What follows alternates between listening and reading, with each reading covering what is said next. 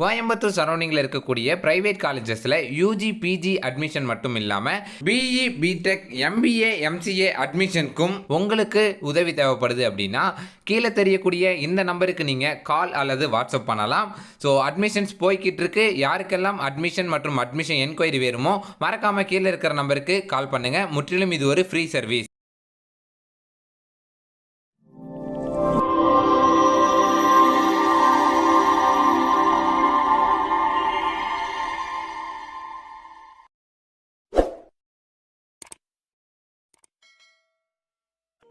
Hi guys, நான் தான் docking தமிழா cakes பேசுகிறேன். இன்றைக்கி என்ன அப்டேட் பார்க்க போகிறோம் அப்படின்னா டான்செட் 2022க்கான ஒரு முக்கியமான அப்டேட்டுங்க. அதாவது தமிழ்நாடு எம்பிஏ எம்சிஏ கவுன்சிலிங்கோட அட்மிஷன் ஃபேஸ் எப்படி இருக்கும். ஸோ அதாவது இந்த அட்மிஷனுங்கிறது உங்களுக்கு ஸ்டெப் பை ஸ்டெப் ப்ராசஸாக நடக்கும் அப்படின்னு சொல்லியிருந்தோம் இல்லையா. இந்த அட்மிஷன் ப்ராசஸ் உங்களுக்கு என்னென்ன மாதிரி ஸ்டெப்ஸ் எல்லாம் இருக்கும், அதெல்லாம் என்னென்ன மாதிரி ஸ்டெப்ஸை நம்ம ஃபாலோ பண்ணுவோம் அப்படிங்கிறது தான் இந்த வீடியோவில் நம்ம சொல்ல போகிறோம்.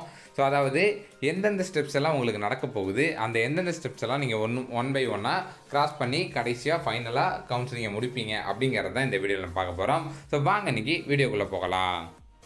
இதுதாங்க தமிழ்நாடு எம்பிஏ எம்சிஏ அட்மிஷன் 2022 2023க்கான அந்த ஆன்லைன் அட்மிஷனுக்கான ஃபேஸுங்க. ஸோ அதாவது என்னென்ன ஃபேஸ் அப்படின்னா என்ன ஸ்டெப்ஸ் எல்லாம் இருக்கும் அப்படிங்கிறத பார்க்கலாம். எந்த வெப்சைட்டில் நம்ம அப்ளை பண்ணுவோம் அப்படின்னா tnmbamca.com அப்படிங்கிற இந்த வெப்சைட் தான் அப்ளை பண்ணுவோம். உங்களோட கவுன்சிலிங் ப்ராசஸ்லேருந்து உங்களோட மொத்த கவுன்சிலிங் முடிகிற வரைக்கும் எல்லாமே, ரெஜிஸ்ட்ரேஷன்லேருந்து கவுன்சிலிங் முடிஞ்சு நீங்கள் காலேஜ் சேர்கிற வரைக்கும் எல்லாமே இந்த வெப்சைட்டில் தான் நடக்கும். இந்த வெப்சைட் எது கீழே வரும் அப்படின்னு கேட்டிங்கன்னா ஜிசிடி காலேஜோட வெப்சைட்டுக்குள்ளே வரும். ஓகேங்களா. அது என்னங்க ஜிசிடி காலேஜ் அப்படின்னு கேட்டிங்கன்னா government college of technology Coimbatore அப்படின்னு சொல்லுவோம். ஸோ அந்த காலேஜோட வெப்சைட் தான் உங்களுக்கு இந்த டிஎன்எம்பிஎம்சிஏ கவுன்சிலிங்கோட லிங்க்கை கொடுத்துருப்பாங்க. பிகாஸ் உங்களுக்கு அண்ணா யூனிவர்சிட்டி வேணுன்னா இந்த கவுன்சிலிங்கை நடத்துகிறவங்களாக இருக்கலாம். ஆனால் டான்செட் எக்ஸாமோட அவங்களோட வேலை முடிஞ்சிருச்சு. அதுக்கு மேலே இந்த கவுன்சிலிங்கை நடத்தக்கூடிய வேலை ஜிசிடி காலேஜோட கையில் கொடுத்துருவாங்க. ஸோ அப்போது இந்த GCT college of Coimbatore technology இருக்காங்களா, ஸோ அவங்க தான் உங்களுக்கு இந்த கவுன்சிலிங் ப்ராசஸ் எல்லாத்தையுமே நடத்துவாங்க. ஸோ அதில் ஃபேஸ் பை ஃபேஸ் உங்களுக்கு என்னென்ன ஸ்டெப்ஸ் எல்லாம் நடக்கும் அப்படிங்கிறத பார்க்கலாம். ஓகே, ஸோ ஃபஸ்ட்டு என்ன அப்படின்னா ஆன்லைன் ரிஜிஸ்ட்ரேஷன் அப்படிங்கிறது தான் உங்களோட ஃபஸ்ட்டு ஸ்டெப்பு. ஸோ கவுன்சிலிங்க்கான அட்வர்டைஸ்மெண்ட் விடுவாங்க. ஸோ உடனே நீங்கள் எல்லோரும் கவுன்சிலிங்க்கு அப்ளை பண்ணணும். ஸோ எல்லோரும் எக்ஸாம் எழுதி முடித்தோம். இது வரைக்கும் என்ன ஸ்டெப் பண்ணோம் அப்படின்னா எக்ஸாம் அப்ளை பண்ணோம். அதுக்கு அடுத்தது எக்ஸாமுக்கு ஹால் டிக்கெட் வந்தது. அப்புறம் எக்ஸாம் எழுதணும். எக்ஸாம் எழுதி முடித்ததும் ரிசல்ட் அதோட ஸ்கோர் கார்டை டவுன்லோட் பண்ணுவோம். இந்த 4 ப்ராசஸ் தான் இது வரைக்கும் நம்ம பண்ணது. இதுக்கு மேலே தான் முக்கியமான ப்ராசஸே இருக்குது. ஏன்னா எக்ஸாம் எழுதி முடிச்சுட்டு இஷ்டப்பட்டவங்க யார் வேணாலும் கவுன்சிலிங் கலந்துக்கலாம். ஓகேவா. எக்ஸாம் எழுதி முடித்தவங்க மட்டும்தான் கலந்துக்க முடியும். சரிங்களா. அடுத்தது இந்த எக்ஸாமே எழுதிட்டு கவுன்சிலிங்கில் கலந்துக்காமையும் இருக்கலாம். அது உங்களோட விருப்பம். அந்த மாதிரி ஆப்ஷன்ஸும் உண்டு. ஸோ இப்போது எக்ஸாமில் கலந்துக்கணும் அப்படின்னா அதுக்கு நீங்கள் என்ன பண்ணணும் அப்படின்னா கவுன்சிலிங்கில் கலந்துக்கணும் அப்படின்னா அதுக்கு நீங்கள் என்ன பண்ணணும் அப்படின்னா முதல்ல ஆன்லைனில் ரெஜிஸ்ட்ரேஷன் பண்ணணும். ஸோ கவுன்சிலிங்க்கு புதுசாக அப்ளை பண்ணணும். இதுதான் முதல் ஸ்டெப்பு. ரெண்டாவது ஸ்டெப்பு உங்களோட சர்டிஃபிகேட்ஸ் எல்லாத்தையும் ஆன்லைனில் அப்லோட் பண்ணணும். அவங்க கேட்பாங்க. ஸோ என்னென்ன சர்டிஃபிகேட்ஸ் எல்லாம் உங்களோடது இருக்கோ கையில் அது எல்லாத்தையும் அப்லோட் பண்ணுங்கள் அப்படின்னு சொல்லுவாங்க. சர்டிஃபிகேட் வெரிஃபிகேஷன் நடக்கும். இது ரெண்டாவது ஸ்டெப்பு. தென் மூணாவது ஸ்டெப்பு ஆன்லைன்லேயே உங்களோட சர்டிஃபிகேட் எல்லாம் வெரிஃபிகேஷன் பண்ணுவாங்க. ஓகேங்களா. தென் நாலாவது ஸ்டெப்பு உங்களுக்கான ரேங்க் லிஸ்ட்டு பப்ளிகேஷன் பண்ணுவாங்க. எம்பிஏக்கு தனியாகவும் எம்சிஏக்கு தனியாகவும் ரேங்க் லிஸ்ட் விடுவாங்க. ஸோ ஃபஸ்ட்டு ஆன்லைனில் ரெஜிஸ்டர் பண்ணுவீங்க, உங்களோட சர்டிஃபிகேட்லாம் அப்லோட் பண்ணுவீங்க. அதுக்கப்புறம் அதை வெரிஃபிகேஷன் பண்ணுவாங்க. வெரிஃபிகேஷன் எல்லாம் கரெக்டாக இருக்குது அப்படின்னா அதுக்கு அடுத்தது ரேங்க் லிஸ்ட்டு விடுவாங்க. ஸோ ரேங்க் லிஸ்ட்டே உங்களுக்கு 4வது ஸ்டெப்பாக தான் வருது.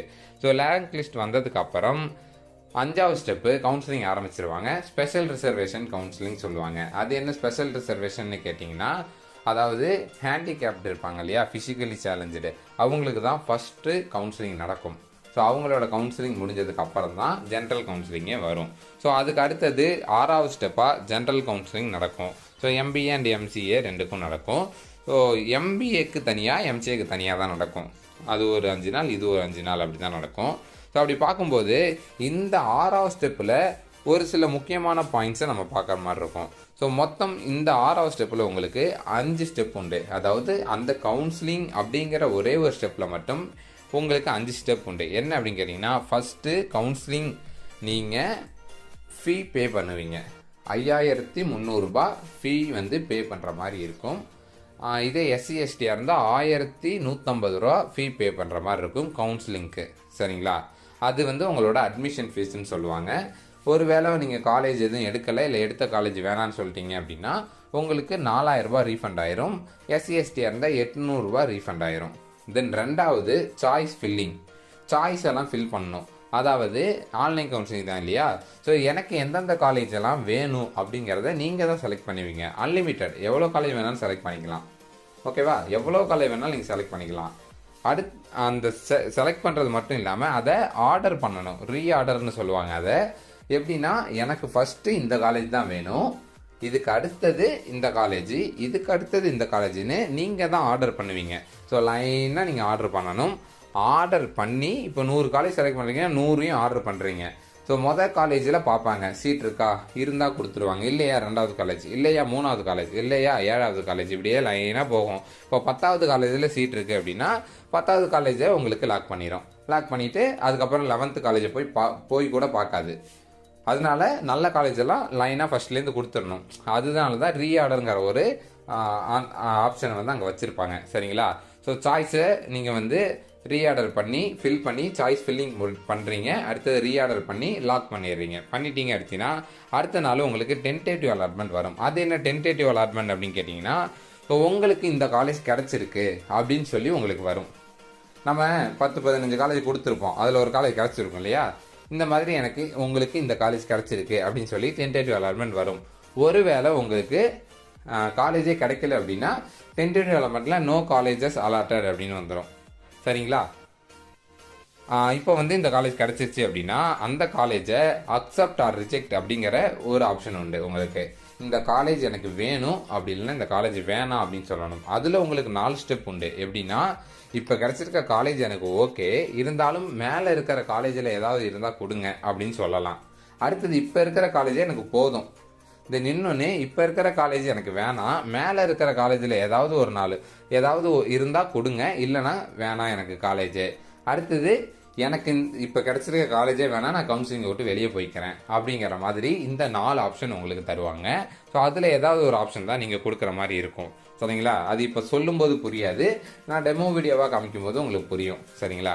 ஸோ இது வந்து அக்செப்டன்ஸ் அண்ட் ரிஜெக்ஷன் அப்படிங்கிற ஸ்டெப்லாம் நடக்கும். ஸோ ஒன்ஸ் நீங்கள் அக்செப்ட் பண்ணிட்டீங்க அப்படின்னா அடுத்த நாள் உங்களுக்கு ப்ரொவிஷனல் அலாட்மெண்ட் வரும். அது என்ன ப்ரொவிஷனல் அலாட்மெண்ட் அப்படின்னு கேட்டிங்கன்னா, உங்களோட பேர் போட்டு உங்களுக்கு இந்த காலேஜ் தான் கிடச்சிருக்குன்னு சொல்லி பிரிண்ட் அவுட் போட்டு வந்துடும். ஸோ இந்த காலேஜை உங்களுக்கு வந்து இப்போ கிடச்சிருக்கு, நீங்கள் அதை எடுத்துகிட்டு போய் அந்த காலேஜில் கொடுத்து அட்மிஷன் கன்ஃபார்ம் பண்ணிக்கலாம். அவ்வளோதான், இதோட முடிஞ்சுது. இதே ப்ராசஸ் தான் எம்பிஏக்கும். ஸோ முடிஞ்சுதா?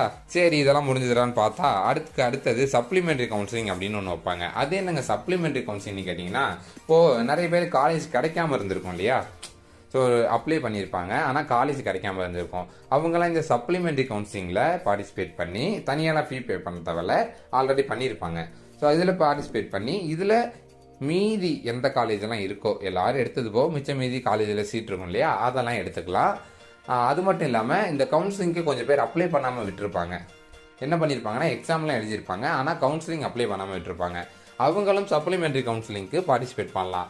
சப்ளிமெண்ட்ரி கவுன்சிலிங் மட்டும் எல்லாருக்கும் ஆஃப்லைனில் நடக்கும்னு நினைக்கிறேன். எல்லோரும் நேரில் கோயம்புத்தூர் ஜிசிடி காலேஜ் போய் அட்டன் பண்ணுவாங்கன்னு நினைக்கிறேன். தென் அடுத்தது எஸ்சிஏ டு எஸ்சி கவுன்சிலிங் இருக்கு இல்லைங்களா, அது வந்து 9th ஸ்டெப், கடைசி ஸ்டெப்பு. அதுதான் கவுன்சிலிங்கோட கடைசி நாள். அது யாருக்கு நடக்கும் அப்படின்னா, நான் ஆல்ரெடி வீடியோவில் சொல்லியிருப்பேன், எஸ்சிஏ அப்படின்னு சொல்லி ஒரு கம்யூனிட்டி இருக்குங்க அப்படின்னு. அதாவது எஸ்சிலேயே ஏன்னு வரும், ஆதி திராவிடர், அருந்ததியர், இந்த மாதிரி வரக்கூடிய கேஸ்ட்டு ஒரு 4-5 கேஸ்ட் இருக்குது. ஸோ அது வந்து எஸ்சிஏன்னு சொல்லி கன்வெர்ட் பண்ணிட்டாங்க. ஸோ அப்போது எஸ்சிஏக்குன்னு தனியாக ரிசர்வேஷன் உண்டு. அந்த ரிசர்வேஷனில் சீட்ஸ் எல்லாம் இருக்கும். அந்த சீட்ஸ் எல்லாம் எடுக்காமல் இருப்பாங்க இல்லையா, அந்த மாதிரி இருக்கக்கூடிய சீட்டை என்ன பண்ணுவாங்கன்னா எஸ்சி கேண்டிடேட் எடுத்துக்கலாம். ஸோ எஸ்சி கேண்டிடேட்டு அந்த கம்யூனிட்டியில் இருக்கக்கூடிய சீட்ஸ் எல்லாம் எடுத்துக்கலான்னு சொல்லி அதுக்கு தனியாக ஒரு கவுன்சிலிங் வைப்பாங்க. இப்போ ஒரு நல்ல காலேஜில் எஸ்சிஏல 2 சீட் இருக்குது, ஆனால் யாருமே எடுக்கலை. எஸ்சிஏ கேண்டிடேட்டு இல்லை, அதனால எடுக்கலை. சரிங்களா? ஆனால் எஸ்சி கேண்டிடேட்டுக்கு அந்த காலேஜில் சீட் எல்லாம் முடிஞ்சு போச்சு அப்படிங்கிறதால வேற ஒரு காலேஜ் தான் கிடைக்கும்.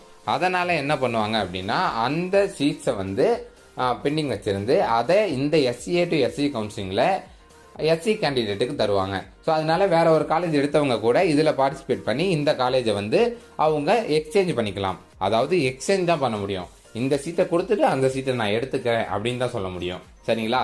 புதுசாக எடுக்க முடியாது. என்கிட்ட இருக்கிற இந்த காலேஜ் சீட்டை உங்கள்கிட்ட கொடுத்துட்டு அந்த காலேஜோட சீட்டை நான் எடுத்துக்கிறேன் அப்படின்னு சொல்லலாம். அதுதான் வந்து கடைசி ஸ்டெப்பு. ஸோ இந்த 9 ஸ்டெப்பு தான் உங்களுக்கு வந்து கவுன்சிலிங் ப்ரொசீஜர் அப்படின்னு சொல்லுவாங்க. ஸோ இதோட முடிஞ்சதும் நீங்கள் ப்ரொவிஷனல் அலாட்மெண்ட் வரும் கைக்கு. அதை எடுத்துகிட்டு போய் நீங்கள் உங்களோட காலேஜில் அட்மிஷனை கன்ஃபார்ம் பண்ணிக்கலாம். சரிங்களா? இது வரைக்கும் நம்மளோட சேனலை சப்ஸ்கிரைப் பண்ணல அப்படின்னா மறக்காமல் சப்ஸ்கிரைப் பண்ணிக்கோங்க. அப்போ தான் நம்ம தரக்கூடிய எல்லா அப்டேட்ஸும் உங்களுக்கு அடுத்தடுத்த நோட்டிஃபிகேஷன்ஸாக வந்துக்கிட்டே இருக்கும்.